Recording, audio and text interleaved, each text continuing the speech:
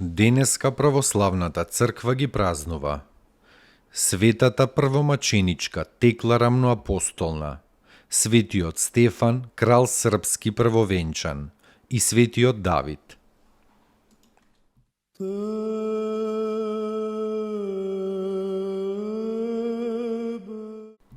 Светата првомаченичка Текла рамноапостолна, родена е во Иконија од родители познати, но незнабожци. Како 18 годишна девојка била свршена за некое момче во времето кога апостол Павле дошол со Варнава во Иконија да го проповеда Евангелието. Слушајќи го Павла 3 дена и 3 ноќи, Текла се обратила во верата Христова и се заветила да живее во девство. Видувајќи ја мајка й, како и не гледа повеќе на својот свршеник, ниту помислува на брак, почнала прво да ја советува, а потоа да ја тепа и да ја уморува со глад. Најпосле ја предала на судијата и барала од него со оган да ја изгорат. Судијата ја фрлил во оган, но Бог ја спасил неповредена. Тогаш Текла тргнала по апостолот Павле и со него дошла во Антиохија. Привлечен од надворешната убавина на Текла, некој старешина во градот сакал да ја земе кај себе со сила, но Текла се истргнала од неговите раце. Тој старешина ја обвинил кај кнезот како христијанка која се гнасела од бракот.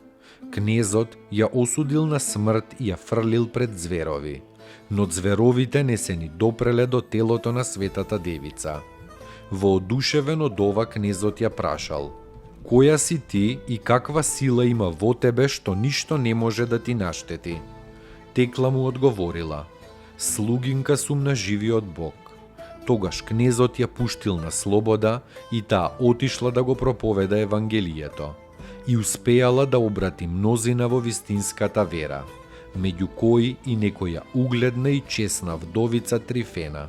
Потоа Светата Текла, по благослов на апостолот Павле, се оддалечила во едно пусто место близу до Селевкија.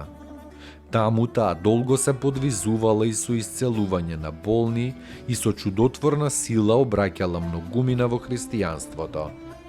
На тоа и подзавиделе лекарите и гатачите од Селевкија, та испратиле некои млади луѓе да ја осквернат, надевајки се дека кога ќе изгуби девственоста, ќе ја изгуби и својата чудотворна сила. Текла бегала од тие дрски момчиња и кога видела дека ќе ја фатат, му се помолила на Бога за помош пред една карпа.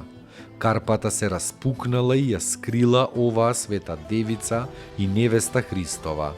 И таа карпа и била и скривалиште и гроб.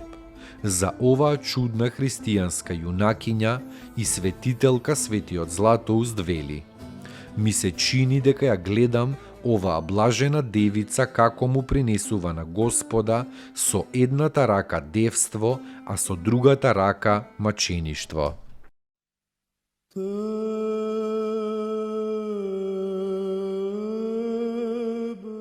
Светиот Стефан, крал српски првовенчан. Крунисан за крал во својата задолжнина Жича од својот брат и духовен отец Свети Сава. Бил побожен христијанин, мудар и миролюбив владател. Стефан, заедно со Светиот Сава, го воздигнал православието до големо торжество во народот свој. По негова желба Светиот Сава го замонашил пред смртта и му го дал името Симон. Се упокоил во Господа на 24 септември 1224 година. Неговите чудотворни мошти почиваат во Студеница.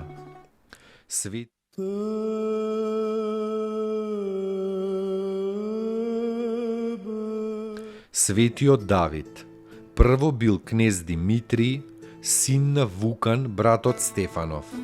Изградил манастир на Лима, каде што и самиот се замонашил и го добил името Давид.